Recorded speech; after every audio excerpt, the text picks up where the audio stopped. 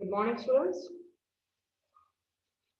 On the behalf of Sri Sivisha College of Commerce, Management and Computer Education, I am Mani Sangvi, warmly welcomes all of you. Let's start today's session. Today we are going to start last unit, Unit 5, Workplace Ethics and Corporate Social Responsibility. It's our day 17. Syllabus LEI unit no first time unit start કરી રહ્યા છે. So the as it is introduction આવશે. Discrimination and harassment in the workplace. Affirmative actions and reverse discrimination, equal employment opportunity, preferential hiring, meaning and evaluation of CSR, like a corporate social responsibility, common indicators for measuring business social performance, and last, reporting social responsibility measures in annual report. In today's session, we will complete the following 3 topics: introduction, discrimination and harassment in the workplace, and third, affirmative action and reverse discrimination. Starting with the introduction.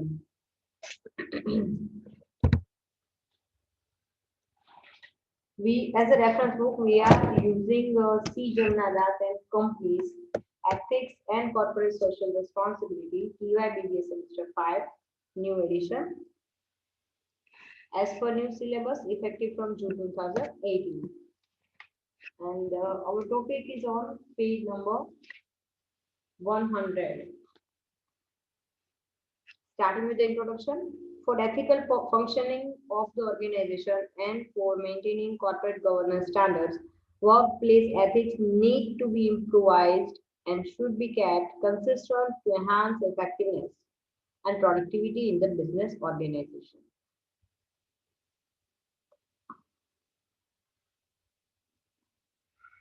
કોઈ પણ ઓર્ગેનાઇઝેશનમાં એથિકલી work થાય એના માટે એક આખું environment ઊભું કરવું જરૂરી છે જેની અંદર તમે વર્કપ્લેસ એથિક્સ છે એ ખૂબ મહત્વની બાબત છે જેને સમય સમય ઇમ્પ્રૂવ કરવાની જરૂર છે અને એનું જે ઇમ્પ્લિમેન્ટેશન છે એમાં કન્સિસ્ટન્સી રાખવી જરૂરી છે તો અને માત્ર તો જ કોઈ પણ બિઝનેસ ઓર્ગેનાઇઝેશનની અંદર પ્રોડક્ટિવિટી અને ઇફેક્ટિવનેસને તમે એન્હાન્સ કરી શકશો.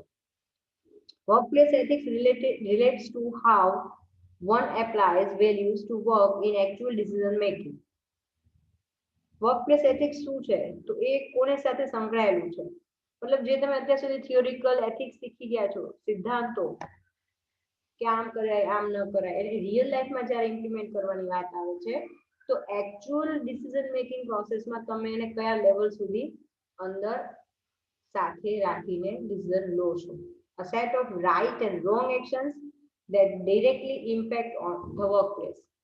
મતલબ શું કરી શકાય શું સાચું છે ને શું ખોટું છે એ તમામ પ્રકારના તમારા જે એક્શન્સ છે એ વોટ ઓબ્વિયસ છે એની ઇમ્પેક્ટ છે એ વર્કપ્લેસ ઉપર ડાયરેક્ટલી અથવા ઇનડાયરેક્ટલી 100% ડાયરેક્ટલી ઇમ્પેક્ટ કરશે. Workplace ethics is not but the extension of the personal standards or lack of them that is intrinsic in the people who comprise the workplace. Workplace ethics છે એ જે લોકોનું તમારો ને મારું આપણું upbringing નાનપણથી જ કોઈ પણ કાસ્ટ હોય કોઈ પણ હોય સમાજ એમાં નાનપણથી જ આપણને વચન ઘર સુધીમાં સંસ્કારો આપવામાં આવે છે કે આપણે આ કરાય આ ન કરાય આ સારું કહેવાય આ સારું ન કહેવાય તો જે આપણે ઇન્ટરનલ જે તમારું જે કે ને ગટ ફિલિંગ જે કહેવાય કે ઇન્ટરનલ તમને મતલબ ખ્યાલ તો છે જ કે આ કરાય ના ન કરાય સારું છે ખોટું છે તો એ જે પર્સનલ સ્ટાન્ડર્ડ છે or lack of them that intrinsic in the people who comprises the workplace. તો વર્કપ્લેસમાં જે લોકો કામ કરે છે એ લોકોના બિહેવિયરમાં આ કઈ હદે રિફ્લેક્ટ થાય છે એ જોવાનું છે. The principle of equity requires that no man should be exploited in his work so that the working spirit of the employee can be enhanced, which ultimately gives rise to the growth and development of the organization as a whole.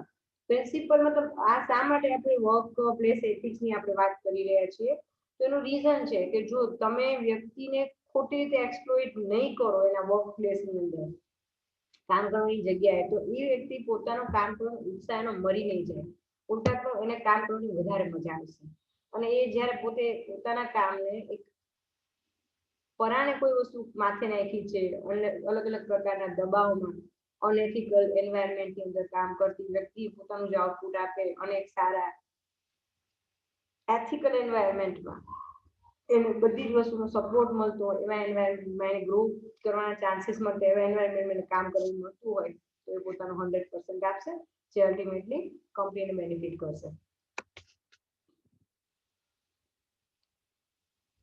An organization can really realize various benefits and various benefits of having good workplace ethics, like a rise of employees making unethical decisions can be minimized, tendency of employees to report violation to outside regulatory authorities will be stopped. An organization can recruit efficient people, the goodwill and reputation in the industry and the community can be enhanced.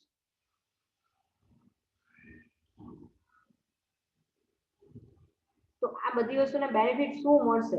તો આ જ્યારે એક organisation ખાલી કે ethical environment જ પૂરું પાડવાનું છે તો એમ્પ્લોયી તરફથી એને કયા કયા બેનિફિટ મળી શકે છે તો એના લીધે એને અનએથિકલ ડિસિઝન્સ છે એ ઓટોમેટિક મિનિમાઇઝ થઈ જશે. લોકો એમની સાથે કોઈ પણ વાયોલેશન થાય છે તો એ આઉટસાઇડ રેગ્યુલેટરી ઓથોરિટીને ઈ ઇન્ફોર્મ કરવાને બદલે પહેલા તમને કહેશે કે ના આ વસ્તુ મારી સાથે થયું તમે આ રોકો. અને કદાચ એવું પણ બને કે એથિકલ એન્વાયરમેન્ટ કામ કરતા હશે તો એની સાથે કોઈ ખોટી વસ્તુ થશે જ નહીં તો બહાર જે તમારી એક ઇમેજ બનવી જોઈએ એ ઇમેજ સારી બનશે. તમે એફિશિયન્ટ પીપલને રિક્રુટ કરી શકો છો. રેપ્યુટેશન અને ગુડવિલ ઇન્ડસ્ટ્રીની અંદર તમારી વધશે કારણ કે જેવું એન્વાયરમેન્ટ તમે લોકોને આપશો એ જ પ્રમાણે લોકો તમારા વિશે તમારી કંપનીના એન્વાયરમેન્ટ વિશે બહાર વાત કરશે. તો સ્ટાર્ટ કરીએ. ઇન્ટ્રોડક્શન કમ્પ્લીટ કર્યું આપણે. ફર્સ્ટ છે discrimination and harassment in the workplace. Concept જોઈ લઈએ આપણે. Discrimination and harassment.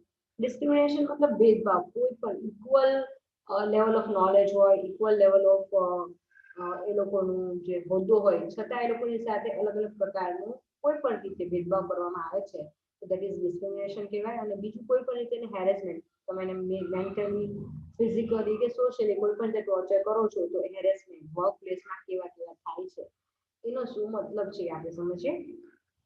સૌથી પહેલા ઇન્ટ્રોડક્શન લઈ લે. ડિસ્ક્રિમિનેશન નો ટાઇટલ લઈએ પછી નેક્સ્ટ આપણે હેરેસમેન્ટ જોઈશું. Starting with the discrimination, same page number 100.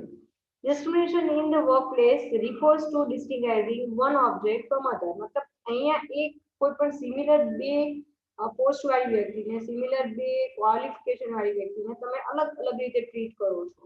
Okay, ક્યાંક ડિસ્ટિંગાઇઝિંગ કરો છો, તમે કંઈક ડિફરન્શિએશન ક્રિએટ કરો છો. Discrimination means treating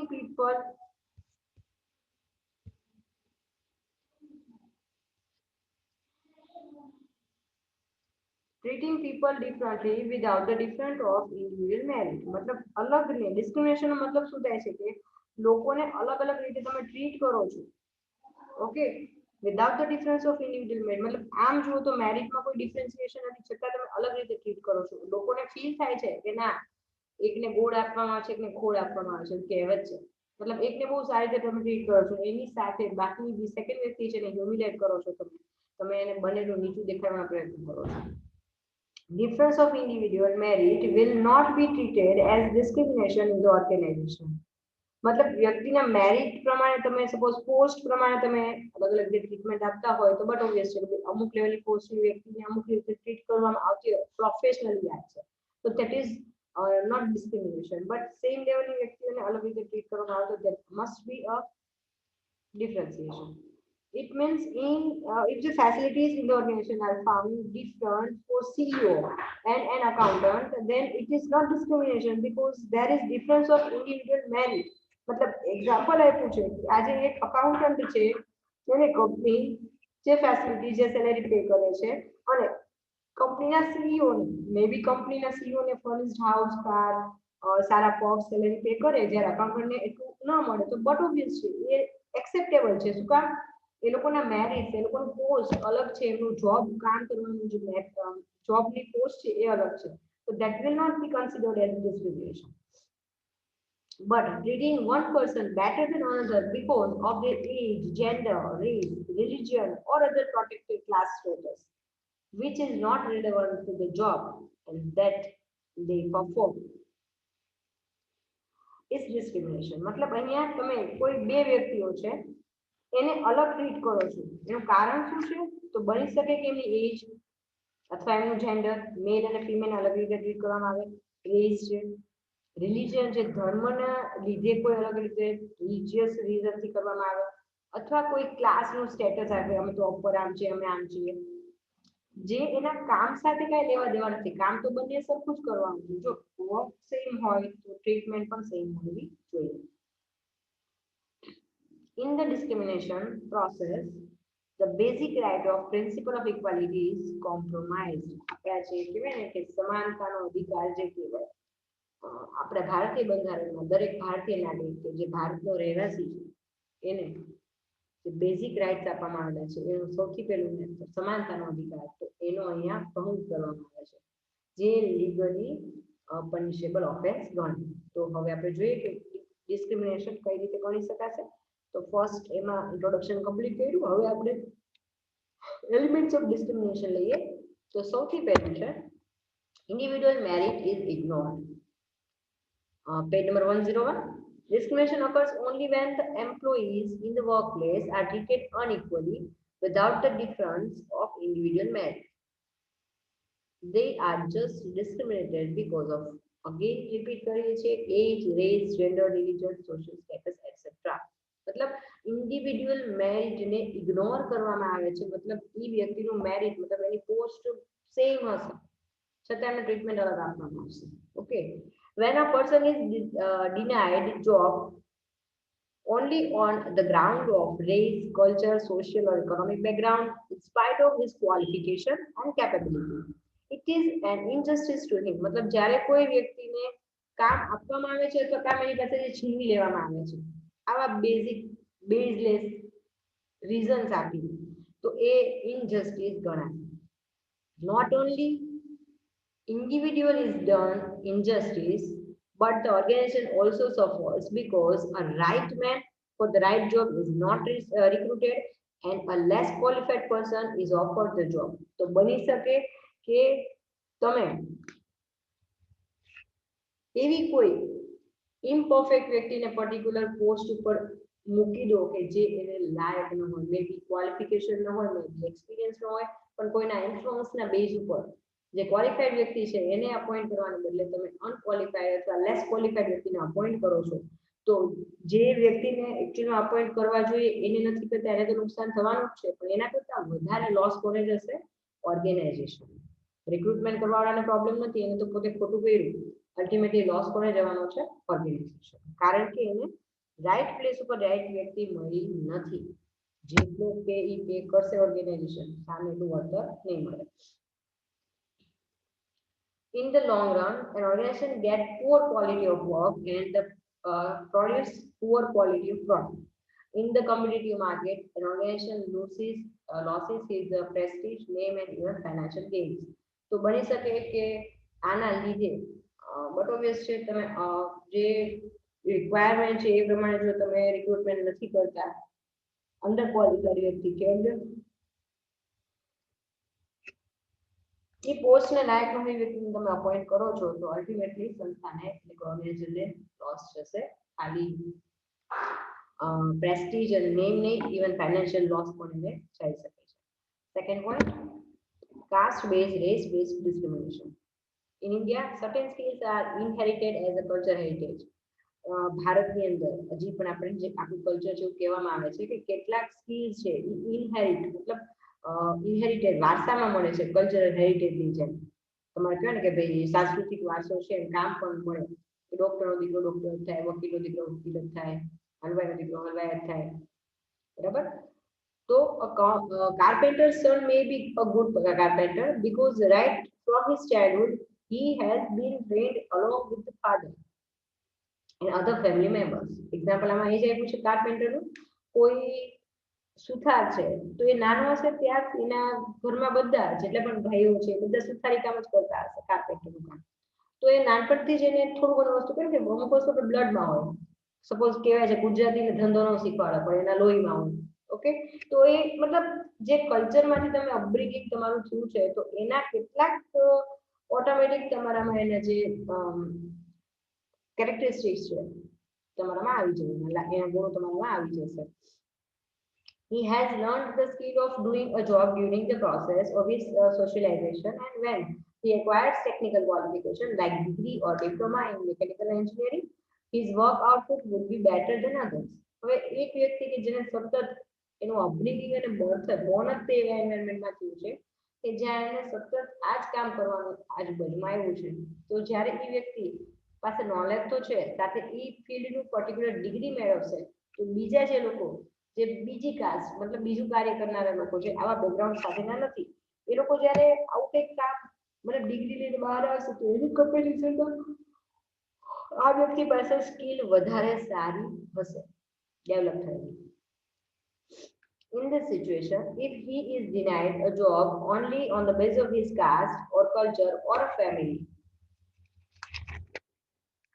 background, it may be considered as discrimination. ક્યારેક એવું બને કે સુથારનો કાર્પેન્ટરનો દીકરો કાર્પેન્ટર નો ડોક્ટર થવું છે, એની સાથે બીજું કોઈ ક્લાસમાં છે સ્ટુડન્ટ કે જેને પણ ડોક્ટર થવું છે, એના ફાધર ડોક્ટર છે, તો બની શકે કે બંનેના ક્વોલિફિકેશનને જોવાને બદલે એ લોકોના ફેમિલી બેકગ્રાઉન્ડને જોઈને એને હાયર કરવામાં આવે. તો બની શકે કે જે વ્યક્તિના પેરેન્ટ કે ફેમિલી બેકગ્રાઉન્ડ ડોક્ટરનું છે એની પાસે મે બી થોડું ઘણું વધારે પ્રેક્ટિકલ નોલેજ હોય અથવા થોડું ઘણ સુધીમાં હોય જ. ઇટ ડઝન્ટ મીન કે જે બીજી વ્યક્તિ કે જેનું બેકગ્રાઉન્ડ છે એ કાર્પેન્ટર છે ફેમિલીમાં પણ એ પોતે ડોક્ટર બનવા માંગે છે. જો આ એક્ઝામ્પલ આ બુકમાં નથી આપ્યું પણ મેં એડિશનલ મૂક્યું છે, આમાં ખાલી કાર્પેન્ટરનું એક્ઝામ્પલ આપ્યું છે. તો ઇન શોર્ટ એક વ્યક્તિ કે જેને આજુબાજુમાં અપબ્રિંગિંગ પર્ટિક્યુલર જોબ સાથે જ કરવામાં આવે છે તો એ વસ્તુનું નોલેજ એની પાસે અલગ હોય છે. એવી વ્યક્તિ કે જેવા બેકગ્રાઉન્ડ વગર પોતાની સ્ટ્રગલથી પોતાના નોલેજથી આગળ આવવા માંગે છે અને ડિગ્રી મેળવે છે, એની પાસે એવું કોઈ કાસ્ટ બેઝ નથી, બરાબર. તો જ્યારે સિમિલર આ જ્યારે ઊભો થાય તો બની શકે કે લોકો જે વ્યક્તિ ડોક્ટર છે એના પેરેન્ટને સારી ઓળખતા હોય, જ્ઞાન હોય, રેપ્યુટેશન હોય, જેના સનને હાયર કરવા ડોક્ટરને હાયર કરવા માટે એ લોકો વધારે પ્રેફરન્સ આપે. તો rather than giving importance to their qualification, comparing their qualification, they are comparing their background. Okay, તો આ પ્રકારનું જે રિક્રુટમેન્ટ કરવામાં આવે છે અને કાસ્ટ બેઝ અથવા રેસ બેઝ ડિસ્ક્રિમિનેશન કહી શકાય છે. નેક્સ્ટ લઈ લઈએ જેન્ડર બેઝ ડિસ્ક્રિમિનેશન. કેટલાક કામ એવા હોય છે કે જે આ ફિમેલ કહે છે કે આ મેલ કરી શકે આ ફિમેલ ના કરી શકે, તો જેન્ડર બેઝ બાયસ કરવામાં આવે છે. So similarly, women are far better than men in certain jobs as they acquire certain skills during the process of their socialization. Even every woman is a manager of her house and she will be using her knowledge of science, art, sociology, psychology or economics, etc. તો અહીંયા એવું કહેવા માંગે છે કે કેટલીક વસ્તુઓ સ્ત્રીઓ જે છે એની અંદર ઇનબિલ્ટ હોય છે. એ ભલે કોઈ જગ્યાએ ડિગ્રી નથી મેળવી પણ પોતે પોતાના ઘરની મેનેજર હોય છે.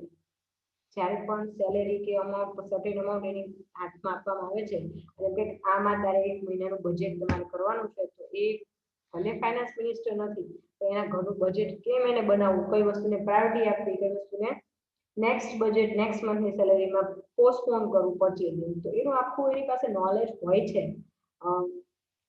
સમાજમાં અલગ અલગ જગ્યાએ વ્યવહારમાં રહેવામાં સોશિયોલોજીનું સાથે આર્ટ છોકરાઓને મોટા કરવાના હોય, સાસુ સસરાને સાચવવા, મતલબ ઇન શોર્ટ દરેક વસ્તુને એ સાયકોલોજીકલ પણ હેન્ડલ કરે છે. કોઈ પણ વસ્તુમાં પોતાનો ગુસ્સો દેખાડ્યા વગર એકદમ કામલી બહુ જ ઇઝીલી એ કોઈ પણ વસ્તુને ઇઝીલી હેન્ડલ કરી શકે છે. પેશન્સ ખૂબ સારું હોય છે whichever discipline she has studied. Even while purchasing products for her own house, a woman will using her knowledge of accountancy or economics. મતલબ એની પાસે જે સ્કિલનું સ્ટડી કર્યું છે એનો નોલેજ તો હશે જ, જેમાં ડિગ્રી કે એવું કંઈ લીધું હોય પણ છતાં એવું કંઈ નથી એની પાસે તો એને ખ્યાલ છે કે ભાઈ મારે પરચેસ કરવા જવું છે તો હું 5 જગ્યાએ આમ કરીશ, આ બાર્ગેનિંગ મારે કરી શકાય છે, આટલું અકાઉન્ટન્સી મતલબ આટલા રૂપિયા છે, આટલું મારું બજેટ છે, મારે આ વસ્તુ આ લેવાની, તો એની પાસે અકાઉન્ટન્સી ઇકોનોમિક્સ ભલે બુક વાંચવા નહીં ગઈ હોય છતાં એની પાસે એનું નોલેજ રહેવાનું. When she takes up a job in the field of her own specialization, she will be able to give full justice to her job on account for her theoretical knowledge and practical experience of using same knowledge during her routine household work.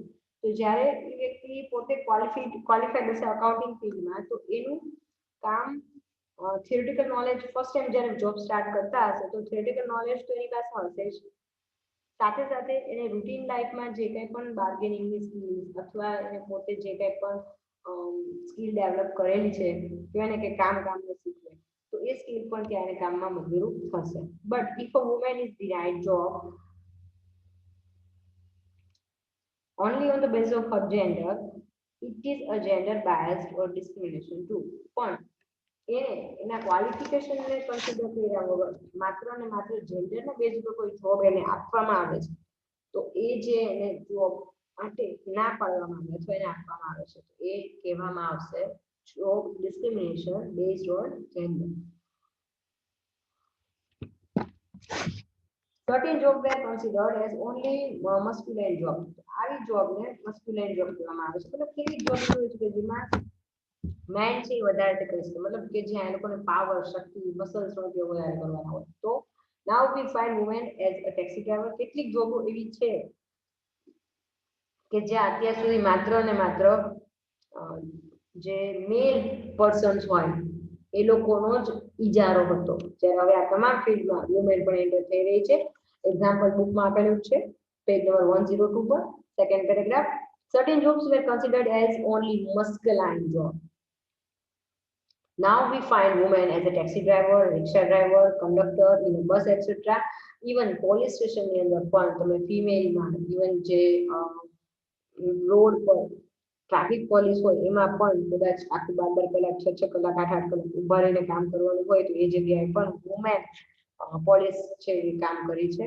તો બસના કંડક્ટરની વાત હોય, taxi ડ્રાઈવરની વાત હોય કે રિક્ષા driver, lady women દરેક જગ્યાએ પોતે પોતાનો રોલ અત્યારે બખૂબી નિભાવી રહી છે.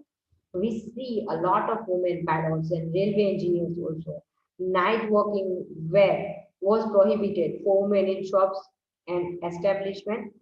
Recently women are allowed to work at night with full protection. તો અહીંયા ઘણી બધી જગ્યાએ એવું પણ હોય છે કે ડે શિફ્ટની અંદર જ વુમેનને બોલાવવાના કામ કરવા માટે નાઇટ શિફ્ટમાં નહીં, પણ હવે જે રીતે વુમેન આગળ આવી રહી છે પોતાનો રોલ નિભાવી રહી છે એને ધ્યાનમાં લેતા નાઇટ શિફ્ટમાં કેટલા પ્રોટેક્શન સાથે લોકો એક્સેપ્ટ કરતા રહ્યા છે કે એ લોકો પણ કોઈ પણ પ્રકારની જોબ કરી શકે છે.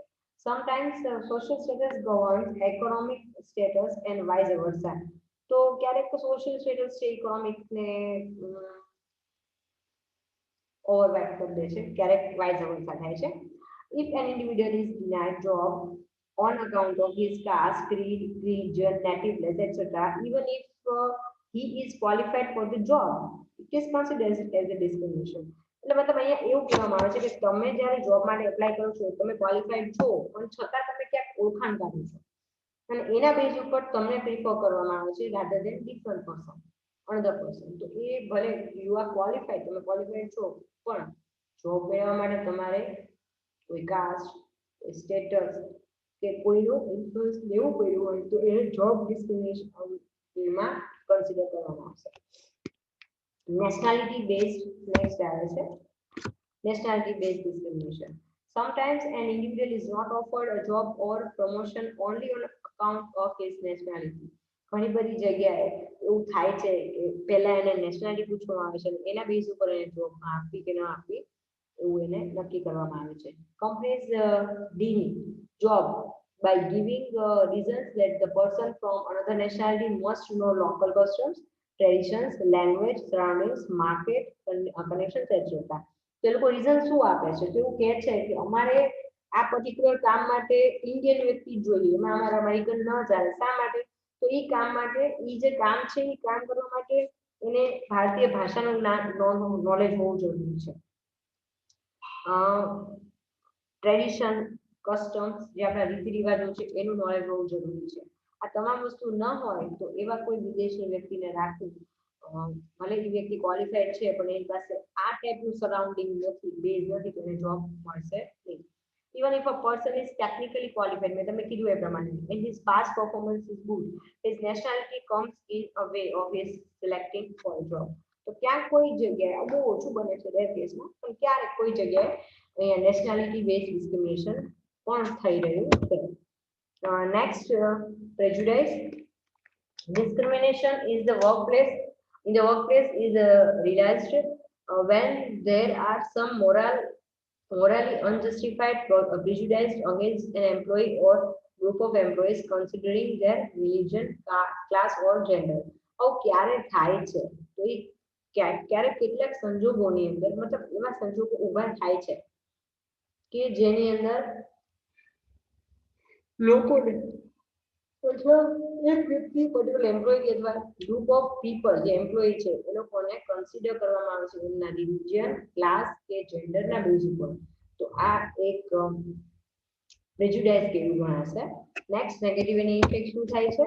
તો negative effect, the discrimination in the workplace affects the spirit of work of the employee who suffered discrimination, and ultimately it harms the interest of the organization as a whole.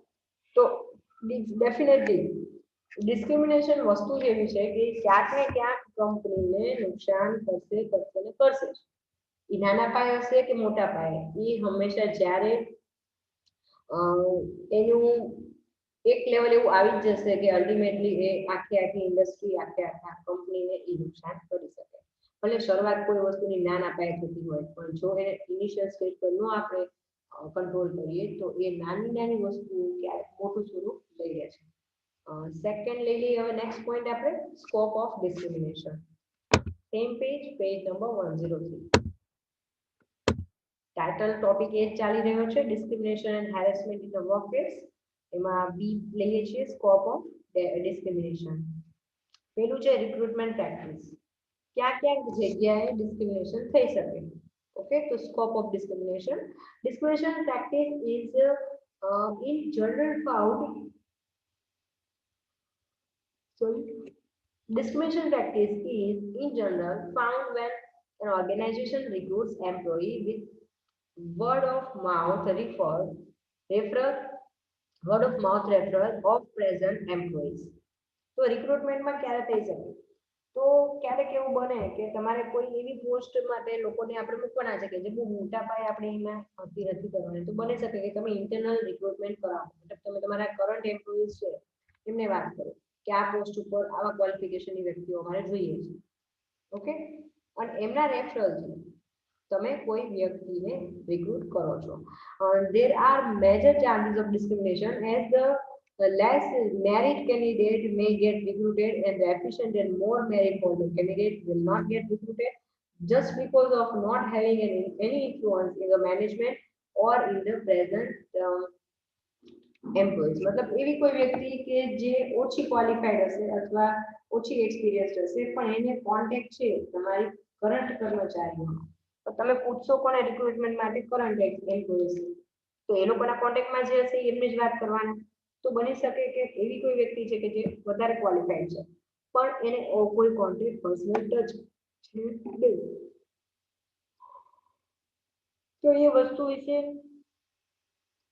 નથી એમ્પ્લોયીને ખબર. Employee જે વ્યક્તિને ઓળખે છે એ less qualified છે, તો bottom છે less qualified વ્યક્તિ છે એનું ક્વોલિફિકેશન પ્રમાણે રિક્રુટમેન્ટ મળી જશે. Next point, selection screening practice. In the workplace, when the employees are recruited through interviews, some discriminatory practice like some employees are usually disqualified on the unreasonable grounds like religion, caste, race, gender is called discriminatory practice. मतलब અહીંયા selection સૌથી પહેલા recruitment પ્રેક્ટિસની વાત થઈ, direct તમે recruit કરી નાખો છો. સેકન્ડ વાત છે સિલેક્શન સ્ક્રીનિંગ.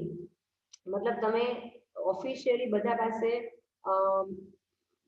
રેઝ્યુમે મંગાવ્યો, એમના ક્વોલિફિકેશન પ્રમાણે તમે ઇન્ટરવ્યુ ગોઠવા, પણ ઇન્ટરવ્યુમાં જ્યારે શોર્ટ લિસ્ટ તમે તૈયાર કરો છો તો તમે એ રીતે જ તૈયાર કરશો કે પર્ટિક્યુલર કાસ્ટ બેઝ તમે લોકોને કાઢી નાખશો કે આ પર્ટિક્યુલર કાસ્ટની આ વ્યક્તિઓ અમારે ન જોઈએ. તો તો હું તમને એક્ઝામ્પલ આપું છું. આપણા સુરેન્દ્રનગરની વાત કરીએ અમારે તો અમુક થોડીક ઇમેજ એવી કે સુરેન્દ્રનગરના વ્યક્તિઓ હોય થોડા પહેલા તો અમુક લેવલે હતી કે થોડાક અમુક 5% 10% એવા લોકો હોય છે કે જે લોકો નેગેટિવ બિહેવિયરમાં માનતા હોય છે. એ લોકો ખોટી દાદાગીરી કરતા હોય છે. એ લોકો વેલ મેનર્ડ નથી હોતા. 5%ની જ વાત કરું છું, પૂરેપૂરા બધા સિટીના બધા લોકોની વાત નથી કરતી. પણ એવા 2-5% લોકોના લીધે એક તમે અમદાવાદ, રાજકોટ મોટા સિટીમાં જશો તો એક ઇમેજ બની ગઈ છે કે આ પર્ટિક્યુલર સરનેમ હોય કે આ પર્ટિક્યુલર સમાજ હોય આ પર્ટિક્યુલર સિટીના આ ટાઈપના લોકો હશે તો આપણે એને રિક્રુટમેન્ટ નહીં કરીએ. શું કામ? કારણ કે એ લોકોએ ઇમેજ એવી ઊભી કરી છે કે એ લોકો ત્યાં જઈને કામ નહીં કરે, પણ પોતે તો નહીં કરે, બીજા 5ને કરવા નહીં દે અને નેગેટિવ ઇમેજ ઊભી થશે. તો આ પ્રકારે તમે જે આ રિયાલિટી એક્ઝામ્પલ મેં આપું તમને, પણ આવું ન હોય. તમે કોઈ એક વ્યક્તિ છે જે ઓથોરિટી લેવલે બેઠી છે પણ એને કોઈ પર્ટિક્યુલર કાસ્ટ કે જેન્ડર માટે અંદરથી કોઈ વસ્તુનો એને અસંતોષ છે અથવા કંઈક નેગેટિવ એને ઇમેજ બની ગઈ છે કે આ પ્રકારના લોકો હોય આ કાસ્ટમાં કે આ રીતે, તો એ લોકો આપણને હંમેશા મતલબ એની પર્સનલ એક્સપિરિયન્સની વાત હોય તો વોટેવર, તો એના પર્સનલ ઓપિનિયનના બેઝ ઉપર અથવા કંપનીની પોલિસી એવી હોય કે આ પ્રકારના લોકોને આપણે સિલેક્શન કે સ્ક્રીનિંગ લેવલે લેવા જ નથી અને એના બેઝ ઉપર જ્યારે એમને કટ શોર્ટ કરવાનું તો એ સિલેક્શન અથવા સ્ક્રીનિંગ પ્રેક્ટિસ થઈ જશે. એ ટાઈમે થઈ શકે છે. Conditions of the employment, page number 103, last point. Discrimination is also found when different employees of the similar merit status are given different employment, like employment conditions like unequal wages and salaries, unfair treatment, and improper working conditions, environment of the work to different employees, etc. मतलब અહીંયા એમ કહેવા માંગે છે કે તમે જે facilities એમ્પ્લોઈઝને આપો છો સેમ લેવલની વ્યક્તિઓ છે, સેમ એ લોકોને પે સ્કેલ અલગ અલગ આપો છો, same experience, same knowledge, same qualification વાળી બે અથવા બેથી વધારે વ્યક્તિઓને તમે અલગ અલગ રીતે ટ્રીટ કરો ફાઇનાન્શિયલી, મતલબ તમે સેલેરી ઇક્વલ નથી આપતા, ટ્રીટમેન્ટ ઇક્વલ નથી આપતા, ફેસિલિટીઝ છે કંપનીને ઇક્વલ નથી આપતા, તો એને કન્ડિશન ઓફ એમ્પ્લોયમેન્ટમાં ડિસ્ક્રિમિનેશન કરવામાં આવ્યું ગણાશે. ફોર્થ પોઈન્ટ લઈ લઈએ, પ્રમોશન પ્રેક્ટિસ. તો અહીંયા ક્યારેક એવું બને છે, રિયાલિટી છે આ વસ્તુ, તો તમે ખુદને તમારે કદાચ તમે જોબ કરો છો તો તમને અથવા તમારા પેરેન્ટ્સને વાત કરજો, એ જ્યાં પણ જોબ કરે છે તો પોતાનો બિઝનેસથી આવું થતું હોય છે કે પ્રમોશન આપવાનું આવતું હોય તો એવા લોકો કે જે શાંતિથી પોતાનું કામ કરે છે મૂળવામાં પણ ખોટો શોર નથી કરતા, એ લોકોને પ્રમોશન મળવામાં ઘણા બધા ઇશ્યુઝ થશે. એવા લોકો છે કે જે બહુ વાત કરે છે, મતલબ મીઠી મારતા હોય, કામ કરવામાં ઝીરો હોય, કોઈનું કામ કરીને ક્રેડિટ લઈને પોતે ફરતા હોય, અથવા એવા લોકો કે જે પોતે તો કરશે નહીં, બીજા જે કરતા હશે એના કામમાં ઇશ્યુઝ ક્રિએટ કરે, પણ એ વ્યક્તિની ઇમેજ એવી કરશે કે એ મને આવું. તો ઇન શોર્ટ આ પ્રકારના લોકો ક્યારેક પ્રમોશન મેળવવા માટે પોતે શોર્ટ ટ્રીક અપનાવે છે, પણ જો એના જે સુપીરિયર પર્સન્સ છે એ આવા લોકોને શોર્ટલિસ્ટ કરીને એમને વોર્નિંગ આપે તો સારું, એમને સ્કીલ કહેવાય. પણ જો એ ઓળખી ન શકે અને આવા જ લોકોને એ આગળ પ્રમોટ કરે તો એ અહીંયા ડિસ્ક્રિમિનેશન તરીકે ગણી શકાય. In promotion policy also there can be discrimination when the immediate influence is used for the promotion. But obvious છે, પ્રમોટ કરવાની વાત હોય તો સિનિયર હંમેશા જુનિયરનો રિપોર્ટ આપે છે કે ભાઈ આ વ્યક્તિનું કામ આ પ્રમાણે છે, આ પ્રમાણે છે, તો એ વ્યક્તિને તમે એથિકલ હશે તો એ તમારા કામથી ખુશ થશે, નોન એથિકલ હશે તો બીજા કોઈ પણ રસ્તાથી. તો એ રીતે પ્રમોશન મેળવવા માટે એમને ઇન્ફ્લુઅન્સ કરવામાં આવે. If it happens, then the candidate who is eligible actually will not get promoted. मतलब जो आवा व्यक्तियों હોય, ખોટી વ્યક્તિઓ ખોટી જગ્યાએ, તો એ લોકો ને તમે અનએથિકલ વેમાં ખુશ કરીને પ્રમોશન મેળવી શકશો. અને જે સાચી વ્યક્તિ છે જે માત્ર કામ કરવા માંગે છે તો એ વ્યક્તિ આવા શોર્ટકટ નહીં અપનાવે તો બની શકે કે એને પ્રમોશન ન મળે, એટલે ક્વોલિફાઈડ કેન્ડિડેટ જે છે એને નહીં મળે. It directly affects the efficiency of the organization. શું થશે? તો રિવર્સ ઇફેક્ટ, બટ ઓબ્વિયસ છે ઓર્ગેનાઇઝેશનને પડવાની. in the long run and the organization will suffer losses in the long run. એના લીધે લાંબા ગાળે નુકસાન પણ થશે કંપનીને. Next ડિસમિસલ. Firing an employee on the basis of his or her race, gender is a clear form of discrimination. मतलब અહીંયા ડાયરેક્ટલી તમે કોઈ વ્યક્તિને કાઢો છો, ડિસમિસ કરો છો, એ મોઢે કહીને ભાઈ તારું મતલબ કામ સારું છે એટલે નથી કાઢતા, પણ પર્ટિક્યુલર આ જેન્ડર છે એટલે તને કાઢી છે, પર્ટિક્યુલર આ કાસ્ટ નો છે એટલે તને કાઢી નાખી છે, તો એ શું ગણાશે? Discrimination.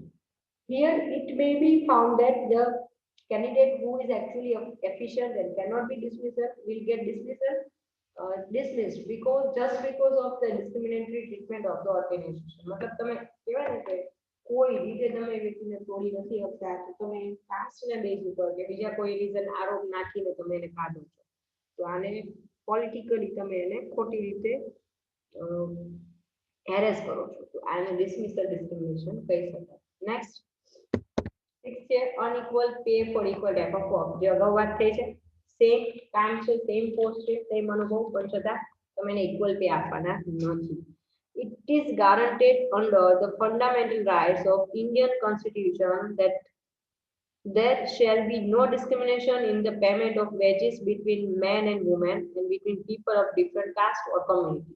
એટલે અહીંયા જે બેઝિક એવા રાઇટ્સ છે એની અંદર એક કાયદો એવો છે કે તમે માત્ર જેન્ડર બેઝ ઉપર સેમ ક્વોલિફાઈડ વ્યક્તિને અલગ અલગ સેલેરી આપી શકો નહીં, કાસ્ટ બેઝ ઉપર સેલેરી આપી શકો નહીં અલગ અલગ. However, in the unorganized sector, where contract labor is appointed, women are paid lesser wages than their men counterpart, and an argument is given that the job being performed by women require lower skill. પણ જે unorganised sector છે કે જ્યાં કહેવાય ને કે બહુ professionally work નથી થતું, તો ત્યાં હજી પણ એવું થાય છે કે મેન અને વુમેન હોય તો એમને વુમેનને ઓછો પેમેન્ટ આપવામાં આવે છે સેમ ક્વોલિફિકેશન હોવા છતાં, એવું કારણ આપીને કે એમનું કામ છે એ એટલું બધું સ્કિલફુલ નથી અથવા એ લેવલનું નથી જે મેન કરે છે, એમાં લોઅર સ્કિલની જરૂર છે, હાયર સ્કિલની જરૂર નથી. Even in the case of higher job and promotion, sometimes women get promotion at a later stage, and very few women are found at executive position, board of director, and even CEO of the company as compared to their male counterpart. તો અહીંયા ઘણી બધી મોટી મોટી કંપનીઓમાં qualified women હોય તો એને પ્રમોશન મળે છે, પણ ધીમે ધીમે જે સ્પીડમાં પ્રમોશન એના same equally qualified man person હોય, એના કોવર્કર, એની કો એમ્પ્લોય, એની સાથે એને જે મળવું હોય પ્રમોશન મેલ છે એને જે સ્પીડમાં મળે છે એ રીતે પ્રમોશન અહીંયા ફિમેલને મળતું. નેક્સ્ટ લઈ લઈએ 7મો પોઈન્ટ, ડિસ્ચાર્જ એન્ડ લે of. When a question of discharge and layoff comes on account of shortage of material or lesser damage of product, rule of first come last go is applied. Normally એવું હોય કે ક્યારે કોઈ સંજોગોમાં તમારે એમ્પ્લોયને છૂટા કરવાના હોય તો કાયદો એવું કહે છે કે જે વ્યક્તિ પહેલા રિક્રુટમેન્ટ થઈ હોય એ રિક્રુટમેન્ટ જે વ્યક્તિની પહેલા રિક્રુટમેન્ટ કરવામાં આવેલી છે એ રિક્રુટમેન્ટ એમને સૌથી છેલ્લા તમારે છૂટા કરવાના, મતલબ જે સૌથી પહેલા અપોઇન્ટ થયા છે એને સૌથી છેલ્લે તમારે ડિસ્ચાર્જ કરવાનું, પણ એવું નથી થતું. And mostly women and minority have lesser seniority as promotion are usually denied to them due to precarious reasons. તો અહીંયા આ રીતે અલગ અલગ પ્રકારના દરેક લેવલે કાસ્ટ બેઝ, જેન્ડર બેઝ અલગ અલગ રીતે ડિસ્ક્રિમિનેશન કરવામાં આવે છે, જે દેખાતું હોય છે છતાં બહુ ઓછા લોકો હોય છે કે જે એનો ઓપોઝ કરે છે કે વિરોધ કરે છે. હવે ડિસ્ક્રિમિનેશનનો ટોપિક કમ્પ્લીટ કરીએ છીએ. નેક્સ્ટ આવે છે harassment.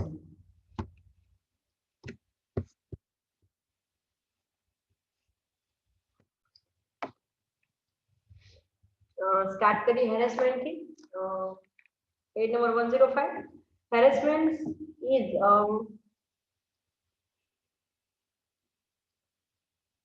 tormenting by subjecting to constant interference or intimidation. Harassing acts and conduct create an intimidating, hostile, or offensive working environment and includes the following acts or conduct like affecting individuals' work performance or creating an intimidating work environment. Sexual harassment is a situation in which an employee is forced into giving into another employee's sexual demands by threat of losing some significant job benefit like promotion, salary increase, or even the job. અહીંયા હવે આપણે વાત કરીએ છીએ discrimination તો નાના મોટા પાયે થતું હોય છે પણ હવે વાત આવે છે હેરેસમેન્ટ. જ્યારે તમે કોઈ વ્યક્તિને ડિસ્ક્રિમિનેશન કર્યા માત્રથી એને હ્યુમિલેટ કરવા છતાં પણ એ વ્યક્તિ પોતાના કામમાં ડગી રહે છે, પોતાના સિદ્ધાંતમાં ડગી રહે છે, તો નેક્સ્ટ સ્ટેજ ઉપર લોકો શું કરે છે તો એમને હરાવવા માટે એમને હેરેસમેન્ટ સ્ટાર્ટ કરે છે. તો હેરેસમેન્ટ શું છે તો તમે એને કોઈ પણ રીતે એવી રીતે એને મેન્ટલી ફિઝિકલી ટોર્ચર કરો છો જેથી કરીને એ પોતાનું 100% પોતાનું કોન્સન્ટ્રેશન કામમાં રાખી શકતી નથી. હી ઓર શી, જરૂર નથી કે હી જ હોય, શી જ હોય, અત્યારે કોઈ પણ લેવલે હેરેસમેન્ટ થાય છે. તો અહીંયા તમે એને મેન્ટલી ટોર્ચર કરો છો, તમે એને કોઈ પણ રીતે થ્રેટન કરો છો, બીક દેખાડો છો, એને હ્યુમિલેટ કરો છો. અને નેક્સ્ટ લેવલનું જે કહેવામાં આવે છે જે હાઇટ્સ ઓફ હેરેસમેન્ટ કહેવાય, ધેટ ઇઝ સેક્સ્યુઅલ હેરેસમેન્ટ. એમાં પર્ટિક્યુલર એમ્પ્લોયીને એ હદે મજબૂર કરવામાં આવે છે કે એને કોઈ પ્રમોશન મેળવવા માટે અથવા પોતાની જોબમાં સર્વાઈવ કરવા માટે, જોબ ટકાવવા માટે પણ પોતે સરેન્ડર કરવું પડે છે, એની મજબૂરીનો લાભ ઉઠાવવામાં આવે છે. તો આ પ્રકારનું જે હેરેસમેન્ટ છે એ સૌથી ખરાબ કહેવાય છે અને એના માટે શું કરી શકાય. ઓકે, તો ઇફેક્ટ ઓફ હેરેસમેન્ટ લઈ લઈએ. નેક્સ્ટ,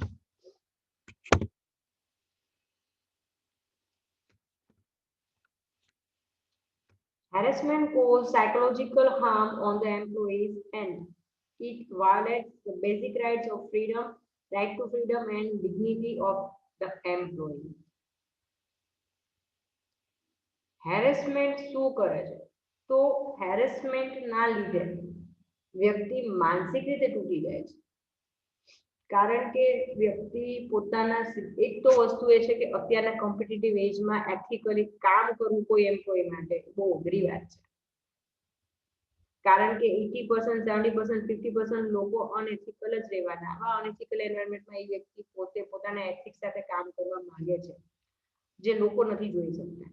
તો એને અલગ અલગ રીતે ગ્રુપિઝમ કરીને કોઈ એક વ્યક્તિને તમે હેરેસ કરો છો, મેન્ટલી ટોર્ચર કરો છો. ઓકે, તો એ શું છે તો મતલબ એનાથી સાયકોલોજીકલ માનસિક રીતે એ વ્યક્તિ પ્રતારિત થાય છે અને એનો જે બેઝિક રાઇટ ટુ ફ્રીડમ છે અને ડિગ્નિટી ઓફ એમ્પ્લોય, મતલબ કોઈ પણ જે એમ્પ્લોય છે તમારા કર્મચારી, એની ડિગ્નિટી, એનું આત્મસન્માન અને એની જે સ્વતંત્રતા છે એનો જે બેઝિક મૂળભૂત અધિકાર છે એ અધિકારનું અહીંયા ઉલ્લંઘન થાય છે, વાયોલેશન થાય છે.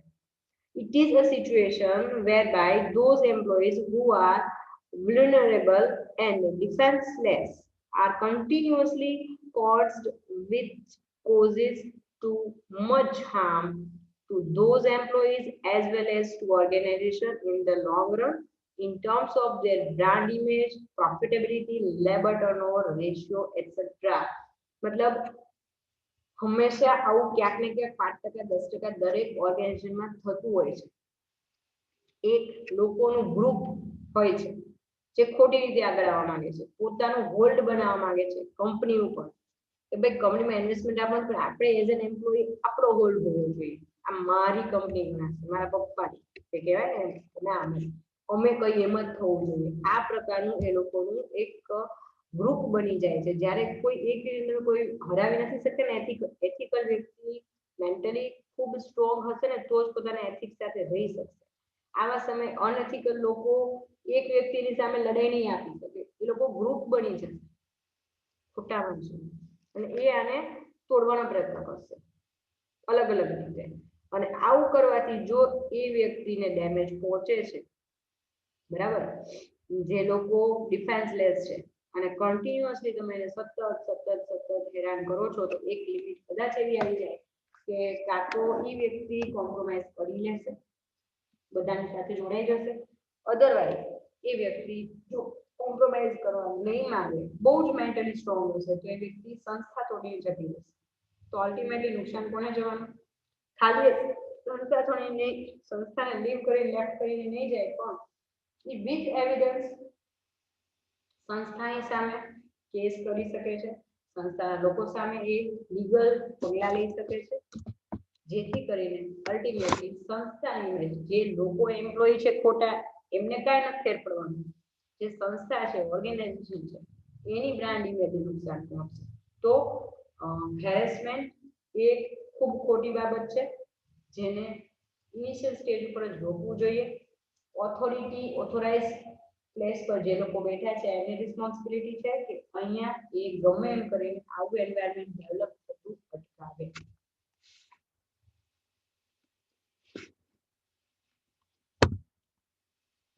નેક્સ્ટ થર્ડ પોઈન્ટ લઈએ, ડિસ્ક્રિમિનેશન એન્ડ હેરેસમેન્ટ.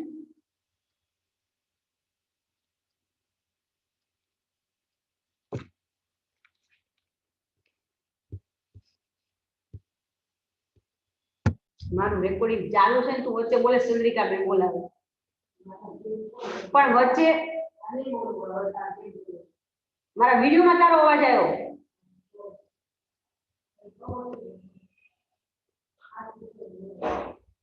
શું એ બધા ગયા? મારે 5 મિનિટનું કામ છે. બકામો રેકોર્ડિંગ કરીને આવું. હા આવું રેકોર્ડિંગ ચાલુ છે ને 5 મિનિટ આવું. તમે બેસો હું આવું.